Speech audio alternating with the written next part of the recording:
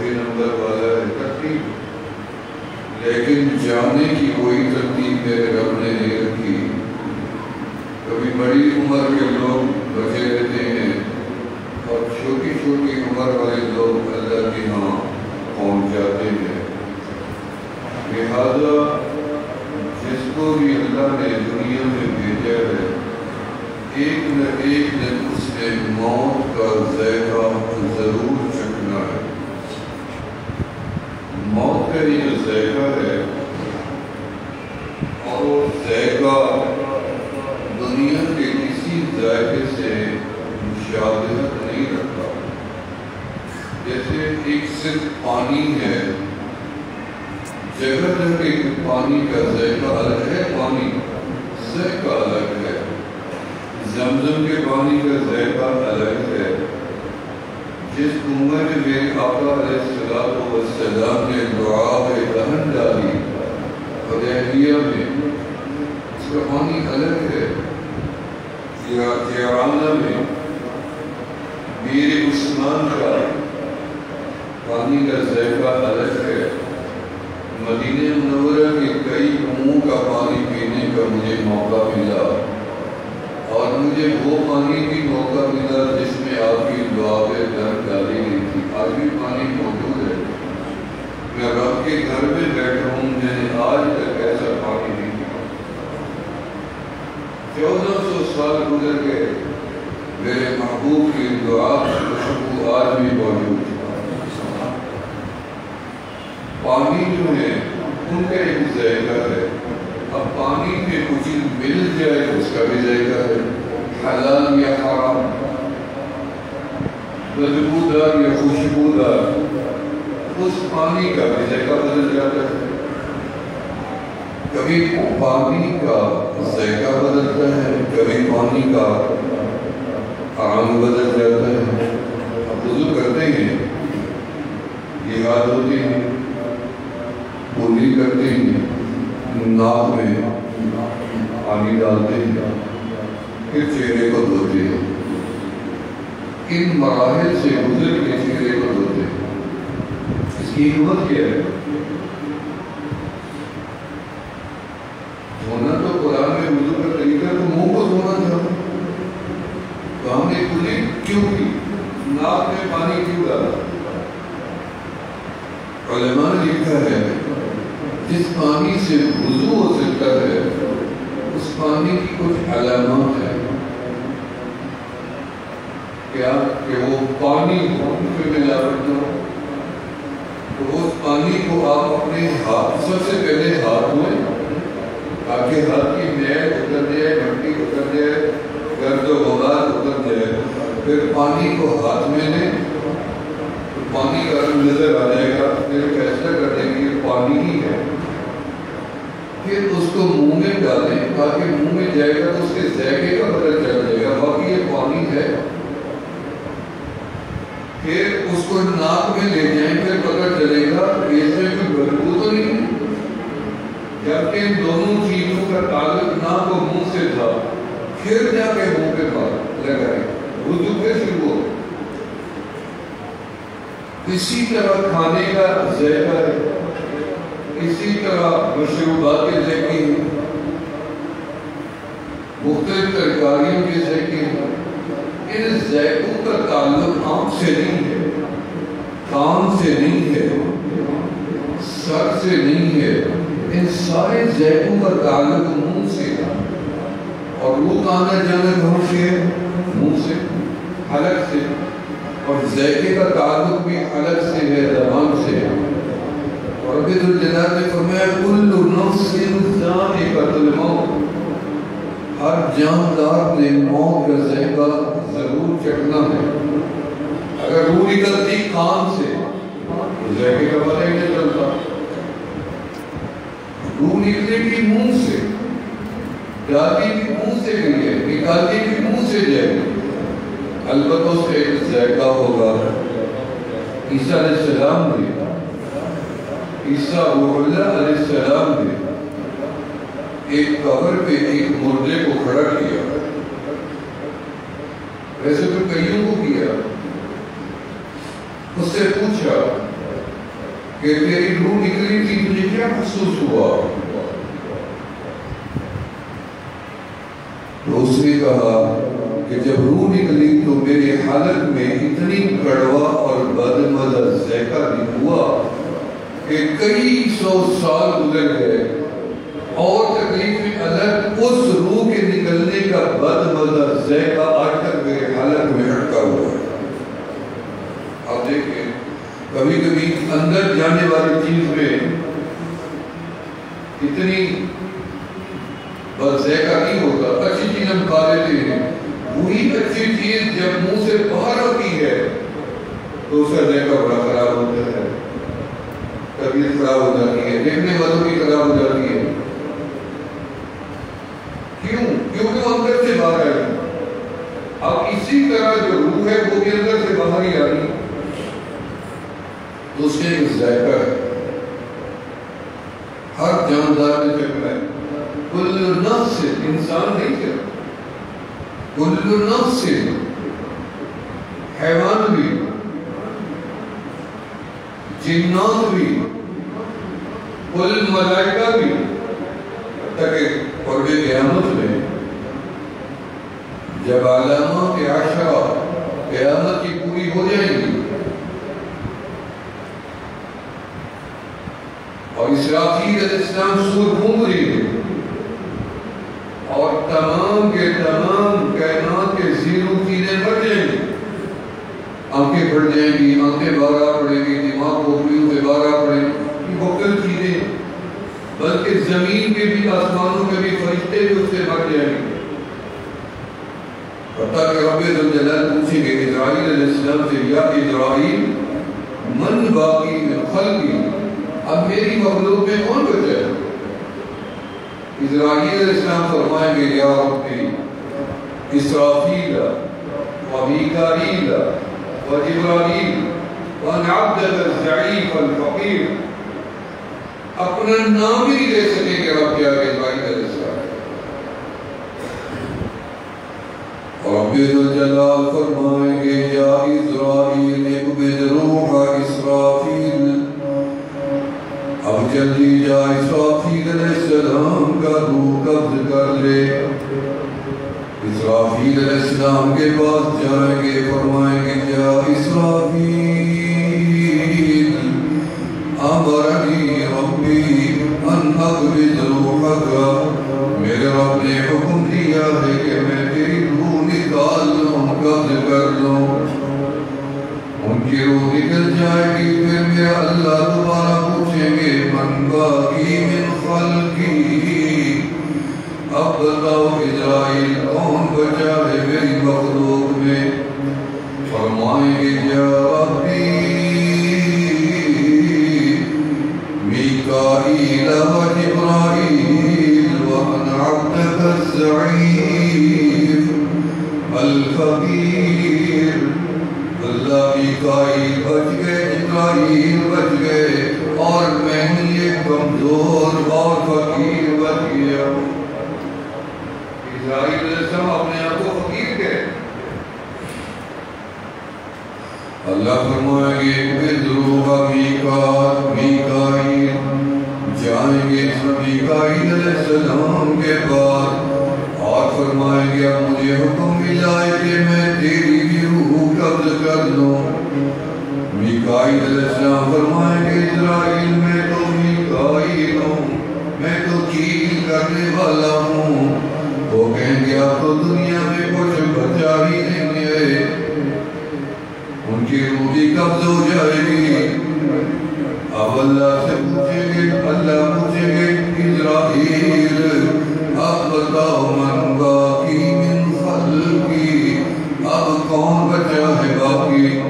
یا رب جبرائیل وانا عبدک الضعیف الفقیر، میں کمزور و فقیر اور میرے ساتھ ساری نوریوں کا سردار جبرائیل بچ گیا ہے۔ بذروح جبرائیل، پھر جبرائیل کی بھی روح قبض ہو جائے گی۔ 600 پر جبرائیل ایسے ہو جائے گا، کیوں کی ماں پھر اسرائیل علیہ السلام سمجھ جائیں گے اب میری باری ہے. اللہ فرمائیں گے اب بتاؤ من باقی. اسرائیل علیہ السلام اتنی پسینے اپنے پسینے میں بھیگ جائیں گے اور ان کے پر بھیگ جائیں گے جیسے مرغی کو پانی میں ڈال دے پھر نکالنے دوڑنے کے قابل نہیں. خوف خشیت اللہ کی. اللہ فرمائیں گے اسرائیل تو بھی مر جا وَذُقْ یا اسرائیل تم مر بھی جا اور ذائقہ بھی چکھ. اتنی ذائقہ تو چکھنا پڑے گا جتنی میری مخلوق نے ذائقہ موت کا چکھا تھا. اسرائیل علیہ السلام بھی مر جائیں گے. کل نفس ذائقۃ الموت. اسرائیل علیہ السلام نے بھی موت کا ذائقہ چکھ لیا. پھر کچھ بھی نہیں ہے. پہلے بھی کچھ نہیں تھا. پہلے بھی میرا اللہ تھا اب بھی میرا اللہ ہی ہے پھر بھی ہمیشہ میرا اللہ ہی رہے گا. اللہ رب العالمین آواز دیں گے فرمائیں گے بِمَنِ الْمُلْكَ الْيَوْمِ. کوئی ہے آج جو میرے سامنے آواز لگائے بات کر سکے. بادشاہوں سلاطینوں قوت والے طاقت والے دولت والے حشمت والے اکڑ والے تکبر والے غرور والے شہرت والے علم والے عقل والے دانائی والے حسب والے نسب والے کوئی ہے جو آج میرے سامنے بول سکے. کوئی جواب دینے والا بھی تو نہیں ہے. میں قربان جاؤں میرے اللہ خود ہی اپنے سوال کا جواب خود ہی عطا فرمائیں گے. فرمائیں گے باللہ الواحد واحد القہار. کوئی بھی نہیں ہے میں ہی تھا. اللہ نے تو سب سے پہلے اپنے عرش کے اوپر یہی جملہ لکھوایا. کچھ بھی نہیں تھا.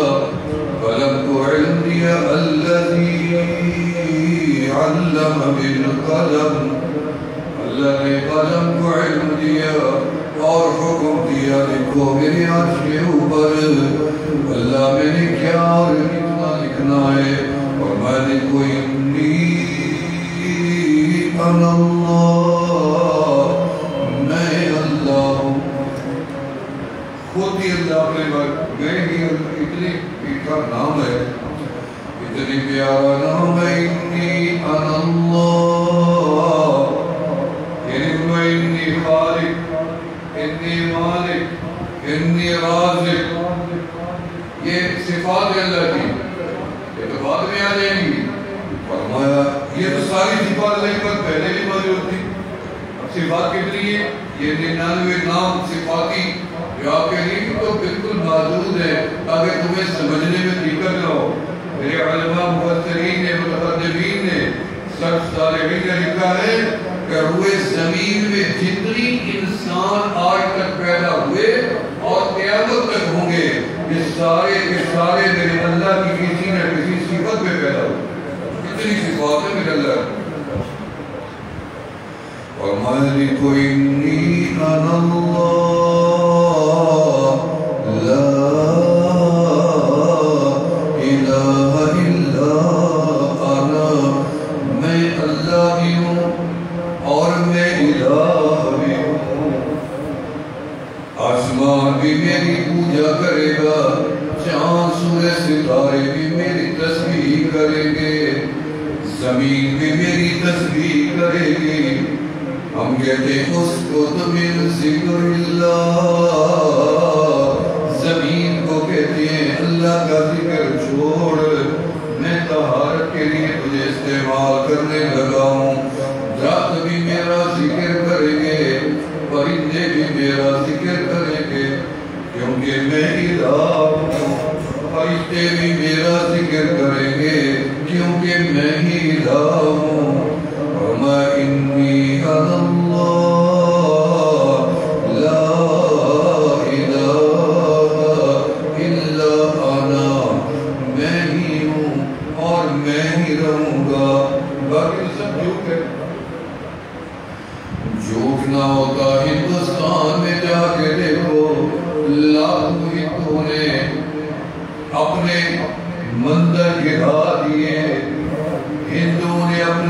بت خانوں کو توڑ دیا.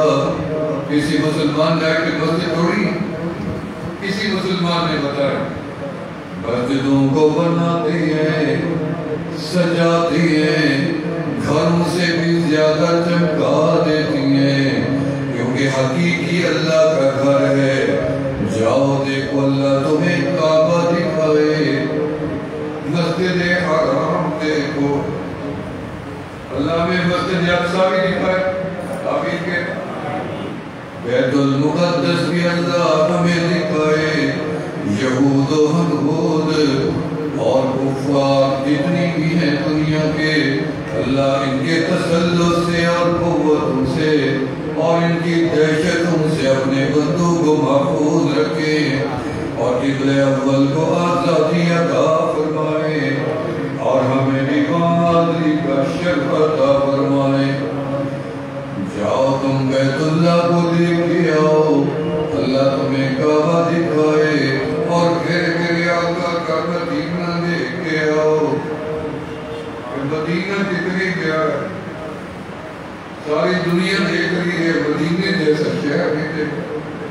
اور آپ کو گواہ کر کے کہتا ہوں تم جا کے دیکھ لو یقین نہ. نہ جنت کی گلیوں میں دیکھا مزہ جو مدینے کی گلیوں میں دیکھا. وہ معطر فضا ہے تو مدینے کی، وہ معمبر فضا ہے تو مدینے کی، وہ شفا سے اور مٹی ہے تو مدینے کی. تراب المدینہ شفاء، مدینے کی مٹی کے ایک ایک ذرے میں میرے اللہ نے شفا بھر دی ہے. فضائیں بھی پاک ہیں، ہوائیں بھی پاک ہیں، مٹی بھی پاک ہے، مدینہ بھی پاک ہے، گلیاں بھی پاک ہیں، اور وہاں سونے والے اہل بیت کرام اصحاب پیغمبر آمنہ کے لال. فرمایا مدینہ وہ مدینہ ہے. آدھا قرآن اترا تو مکے میں، آدھا پھر مدینے میں. پہلی مسجد بنی تو مدینے میں، پہلی اذان ملی تو مدینے میں. جا کے دیکھو جمعہ فرض ہوا تو مدینے میں، عیدین کا حکم ملا تو مدینے میں، پردے کا حکم ملا تو مدینے میں، جہاد کا حکم ملا تو مدینے میں، زکوٰۃ کا حکم ملا تو مدینے میں. پہلی قبر بنی جنت البقیع بنی، وہ جنت البقیع بھی مدینے میں. مسجد قباء 2 رکعت پڑھو، وہ تقویٰ مسجد مدینے میں. تحویل قبلہ ہوا، وہ مسجد قبلتین میں جا کے دیکھو تو مدینے میں. وہ احد پہاڑ جنت کا وہ بھی مدینے میں. ما بین بیتی ومنبری روضۃ من ریاض الجنہ. یہ میرے گھر میری مسجد کے درمیان. آپ نے اشارہ کیا، یہ نہیں بتایا کہ میرے رب نے مجھے حکم دیا ہے کہ آپ ان کو بتا دو جس کو جنت بنا دیا ہے. آمنہ کے لال کا اپنے انشاء ہے. فرمایا ما بین بیتی ومنبری روضۃ من ریاض الجنہ. میرے علماء نے فرمایا المدینہ جزء من الجنہ. اللہ نے تو پورے کے پورے مدینے کو جنت بنا رکھا ہے. پورا مدینہ ہی وہی موت کا ذائقہ تو چکھنا ہے. طاقت کی وجہ سے کوئی موت سے نہیں بچے گا، پیسے کی وجہ سے نہیں بچے گا، کرونا کی وجہ سے نہیں مرے گا. ہم نے بڑے بڑے مولد بیماریوں میں لوگ دیکھے، ہمارے پاس آتے لوگ. ڈاکٹر نے جواب دے دیا کینسر آخری سٹیج پہ چلا گیا، گردے فیل ہو گئے، رسولیاں کی عمر ہو گئے، مختلف صورتوں کے مایوس لوگ آتے ہیں. اللہ اکبر کبیرہ مایوسی تو گناہ ہے، مایوس کبھی بھی نہیں ہونا، میرے اللہ سے کر دے مایوس، کوئی مسئلہ نہیں ہے، اور آپ سے مایوس نہیں ہونا۔ میں اتنی دلیلیں دل میں لے کے بیٹھا ہوں، کینسر کے مریض بھی ٹھیک، اللہ اکبر، کرونا کے ٹھیک، جس کو موت آنی ہے اس سے نہ کرونا تھا، نہ کینسر تھا، نہ گردے پھیلتے، نہ ٹیومر تھا، کچھ بھی، نہ حادثہ بھی نہیں ہوا، قتل بھی نہیں کیا، مر کیسے گئے؟ مجھے رات کو کھانا کھایا، باتیں کرتے رہے اور سو گئے، سارے جاگ گئے، یہ بندہ خدا نیند بھی اللہ کے پاس چلا گیا۔ پھر کیا ہوا؟ اس کا مقصد ہے موت کا نظام الگ ہے۔ ابھی تو باتیں کر رہے تھے، ابھی کیسے مر گئی، کیوں کہتے ہو کیسے مر گیا؟ ابھی موت ہے، موت لے گئی۔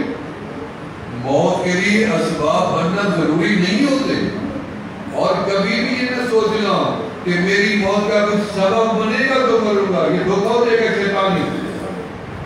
سبب بن جائے گا، توبہ کر لوں گا، حقوق ادا کر لوں گا، باقی خلافی کر لوں گا۔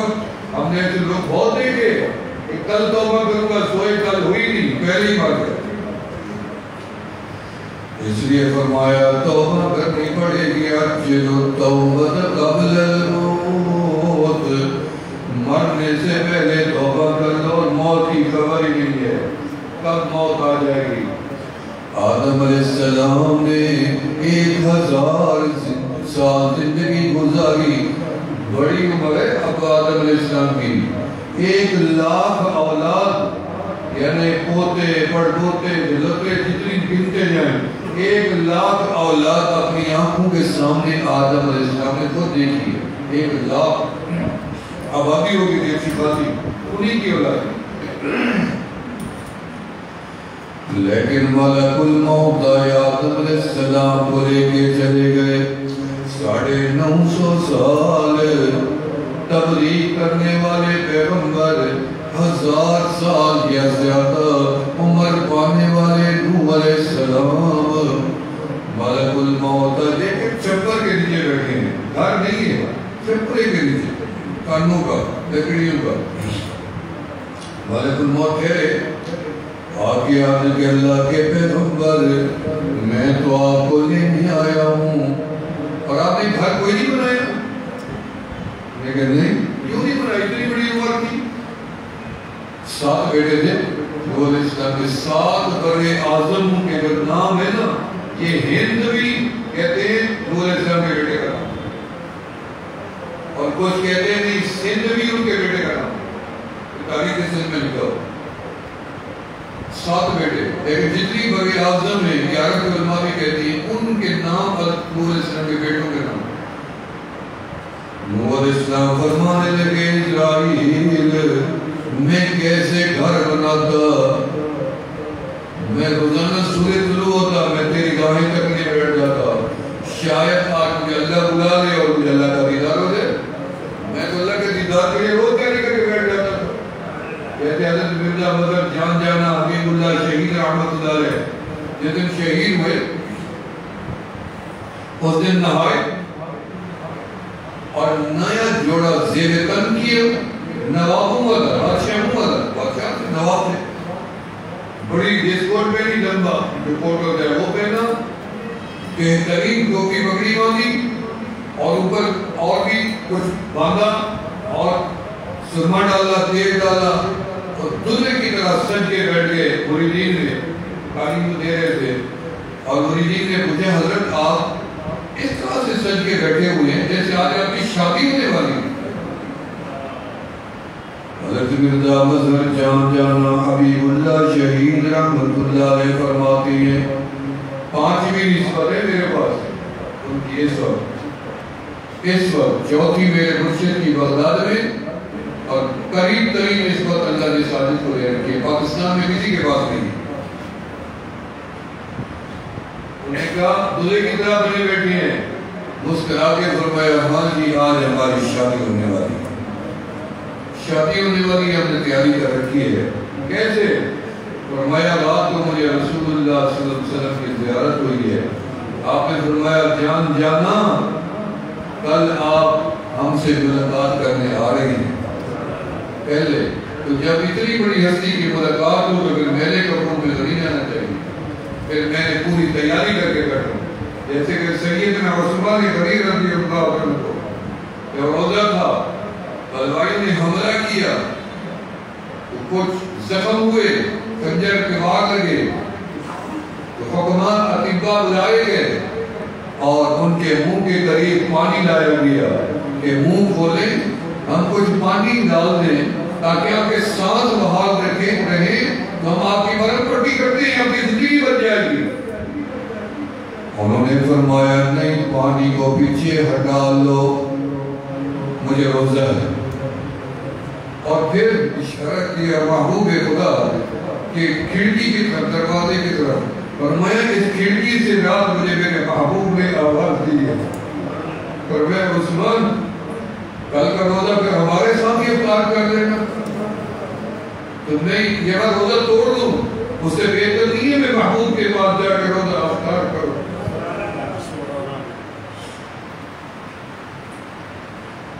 نور اسلام فرمانے لگے میں کیسے گھر بناتا, میں تو انتظار میں تھا کہ کون سا دن ہو تو مجھے لینے آ جائے. اسرائیل اسلام فرمایا کہ مجھے پتہ چلا ہے کہ ان قریب ایک زمانہ آنے والا ہے, ان کی عمر 100 سال سے زیادہ نہیں بڑھے گی, لیکن وہ تو ایسے گھر بنائیں گے جیسے صدیوں دنیا میں جینا ہو. اللہ اکبر. نور اسلام کے آنسو نکل رہے تو میں اسرائیل اگر میرا رب مجھے بتا دے کہ میری 100 سال عمر ہے تو جس کے قبضے میں میری جان ہے میں تو سر سجدے سے نہ اٹھاتا. 100 سال بھی بڑا بندے کی کوئی عمر ہوتی ہے, 100 سال پہ ایک ہی سجدہ دے دیتا تھا. کیا ابراہیم علیہ السلام کو لے گئے, کسی نبی کو مہلت نہیں ملی. یوسف علیہ السلام گھوڑے میں بیٹھنے لگے, پاؤں رکاب میں رکھا ہی تھا, ملک الموت نے آ کے گھوڑے کی لگام کو پکڑ لیا, پاؤں جلدی نکالے, زندگی ختم. اللہ کو پیارے سلیمان علیہ السلام مسجد اقصی بنوا رہے تھے.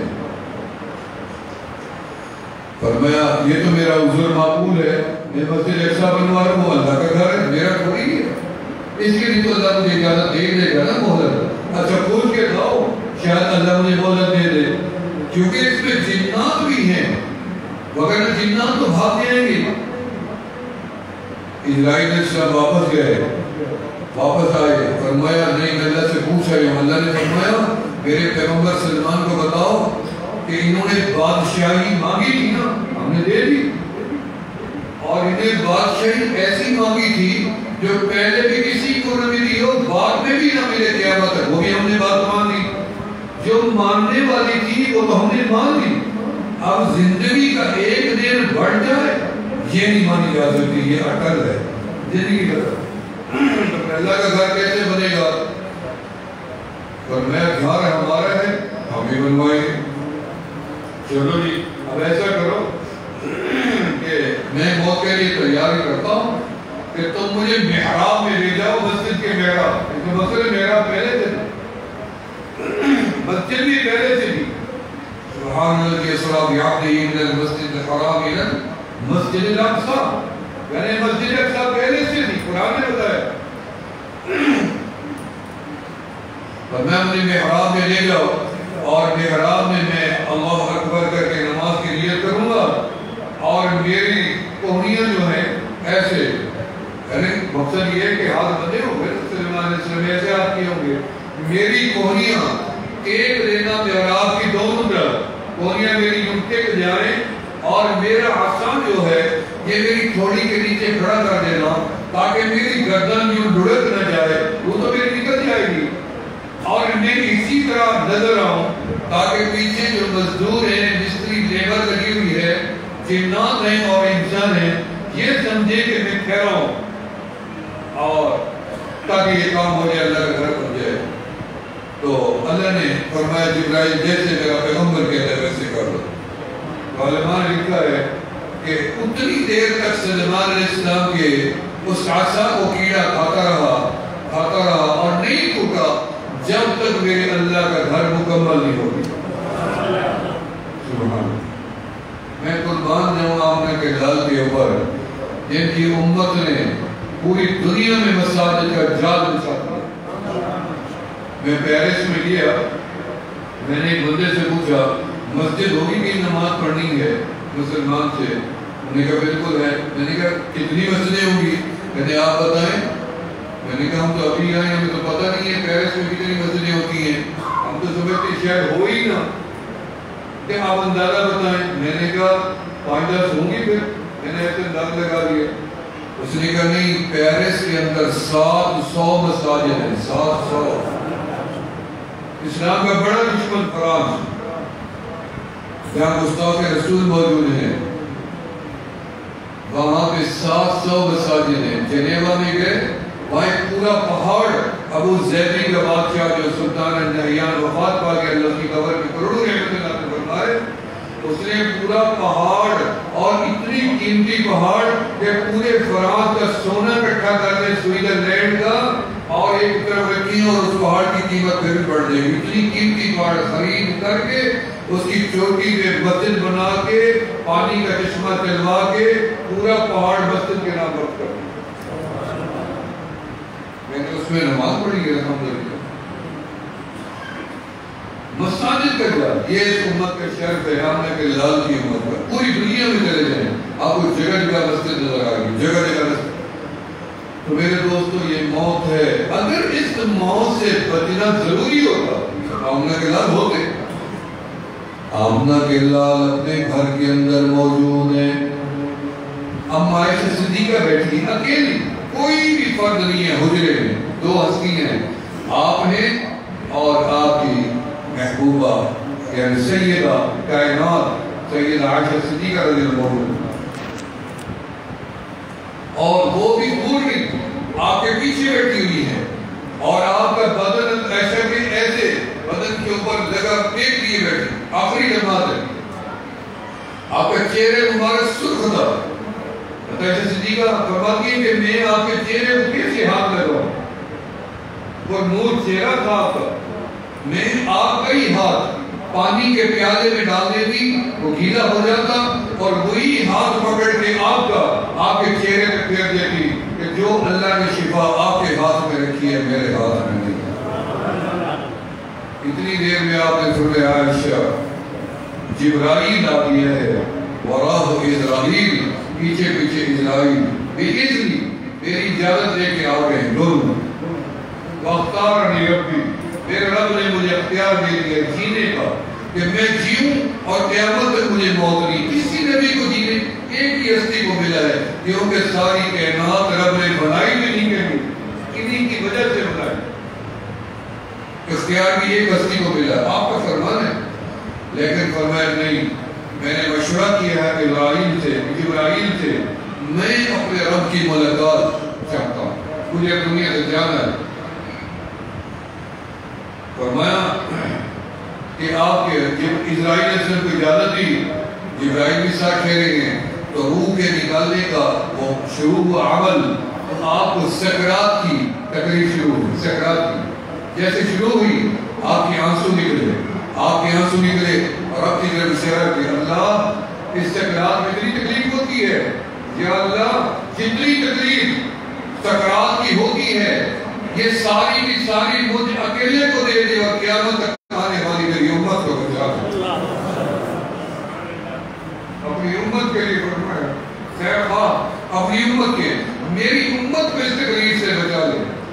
پھر آپ کی روح مبارک آپ کے بدن سے نکالی گئی، وہ میرے اکابر مولانا قاسم نانوتوی رحمۃ اللہ علیہ نے ابھی حیات میں لکھا ہے کہ آپ کے بدن سے روح کو نہیں نکالا گیا، اور یہ بدن بنا ہی اسی روح کے لیے تھا، اور یہ روح اسی بدن کے لیے تھی۔ جب بدن اور روح مل چکے تھے تو ان کو جدا کرنے کا کوئی طریقہ نہیں تھا، بس عمل تھا موت کا پورا کر دیا گیا، یعنی نیچے سے روح کو اوپر کیا، اوپر سے روح کو نیچے کیا، اور روح کو آپ کے قلب کے اندر جمع کر دیا، آپ کے دل میں موت کا عمل پورا ہو گیا، اور روح کو دوبارہ آپ کے بدن میں پھیلا دیا۔ جیسے انہوں نے لکھی ہے مثال کہ جیسے آپ بتی کو دیے کی بتی کو نیچے کرتے جاتی ہیں اندھیرا ہو جاتا ہے، اور پھر اوپر کا درجہ روشن ہو جاتا ہے. یہ حضرت نانوتوی رحمۃ اللہ علیہ لکھا ہے وہ اس کو ماننا ضروری نہیں ہے کہ ان کا اپنا نظریہ ہے کہ اسی طرح ہوا ہوگا. تو بہرحال آپ کا ایک عمل تھا موت کا، وہ یقیناً ہوا کل نفس ذائقۃ الموت. میں یہ سمجھتا ہوں کہ آپ کے بدن کی منکری ہوگی، کیونکہ ذائقہ تو تب سکھا جاتا ہے کہ جب کوئی چیز باہر آ جائے. اللہ کا حکم جو ہے نفس قطعی ہے کل نفس ذائقۃ الموت. پھر آپ اب قبر کے اندر موجود ہیں. میرے دوست دنیا میں اگر کوئی ہمیشہ رہنا ہوتا تو محبوب خدا آج موجود ہوتے. نہ آپ بچیں گے نہ ہم بچیں گے، نہ ہم سے پہلے والے. آج روئے زمین کے لوگ مشرق سے لے کے مغرب تک جتنی بھی موجود ہیں، عربی اجمی کافر کالے گورے مسلمان، سارے کے سارے اگلے 100 سال میں قبروں کے نشان بھی نہیں ہوں گے. پوری دنیا کے اربوں لوگ ختم ہو چکے ہوں گے. پھر نئی نسل ہوگی اگر دنیا رہی تو. پچھلے 100 سال والوں کے آج نہ قبریں ملتی ہیں، نہ نشان ملتے ہیں، نہ ان کی اولادیں ملتی ہیں، نہ پہچان ملتی ہے. اسی طرح ایک 100 سال کے بعد ایک نقشہ دنیا کا تبدیل ہو جاتا ہے اور نسلیں مٹ جاتی ہیں، ختم ہو جاتی ہیں. اگلے 100 سال میں ہم میں سے کوئی بھی موجود نہیں ہوگا، ہم سارے اگلے جہان منتقل ہو چکے ہوں گے. تو میرے دوستوں کو تیاری کریں، موت کا تصور مزن مراقبہ موت کیا کریں. کبھی سوچا کریں کہ میں سو رہا ہوں، اچانک اسرائیل آ جائیں تو میں نے کیا کرنا ہے؟ اور یہی کرنا ہے نا، اشہد اللہ الہ الا اللہ واشہد ان محمد رسول اللہ، لا الہ الا اللہ محمد. میری والدہ جو تھی نا 15 پارے روزانہ تلاوت کرتی تھی. 15 پارے ہر دوسرے دن تھا. پوری رات اندر پڑھتی رہتی. انتہائی کی بلند ہوا. جس دن وفات کا دن تھا مجھے بلایا، کچھ کہنا چاہتی تھی، ان کی گفتگو میں نہیں سمجھ سکا. اس کے بعد وہ کومے میں چلی گئی روز میں. تو میں سمجھ نہیں سکا مجھے کیا کہہ گئی. تو میں رونے رہ گیا. میں نے کہا میری ماں نے اتنی عبادت کی ہے، ساری زندگی قرآن پڑھا ہے، تو یہ کلمہ نہیں پڑھ سکی. ابھی کسی میں روح نکل گیا. اللہ اکبر. یعنی 10 بجے وہ قومے میں گئی، مغرب کی اذان ہوئی، آنکھیں کھولی اور آنکھیں کھولنے کے بعد دائیں طرف ایسے دیکھا. حیرت. ایسے دیکھنے کے بعد ان کی تقریباً 50 سے زیادہ لوگ موجود تھے. گھر کی افراد تھے، خواتین مرد سارے جمع تھے. تو ان کی زبان سے کلمہ جاری ہو گیا. فرماتی ہیں لا الہ الا اللہ محمد رسول اللہ. اللہ ہمیں بھی نصیب کرے. میں روزانہ سوچتا ہوں اللہ جیسے ہماری ماں نے کلمہ پڑھا، ہمارے باپ نے کلمہ پڑھا، ہمارے دادے نے پڑھا، ہمارے بڑے بزرگوں نے پڑھا، اللہ ہمیں محروم نہ کر دینا. من کان آخر کلامہ لا الہ الا اللہ محمد رسول اللہ دخل الجنہ. آخری وقت میں جس کی زبان سے کلمہ کی گواہی آ گئی وہ سیدھا جنت. انشاءاللہ اللہ میں جنتی بنائیں گے. کلمے کا ورد کیا کریں، کلمے کا ذکر کیا کریں اور کلمے کی عادت بنائے رکھیں تاکہ آخری وقت میں بجائے فضول باتوں کے کلمہ ہی زبان سے جاری رہے. اللہ پاک ان گزارشات کو قبول و مقبول فرمائے. وآخر دعوانا الحمدللہ رب العالمین.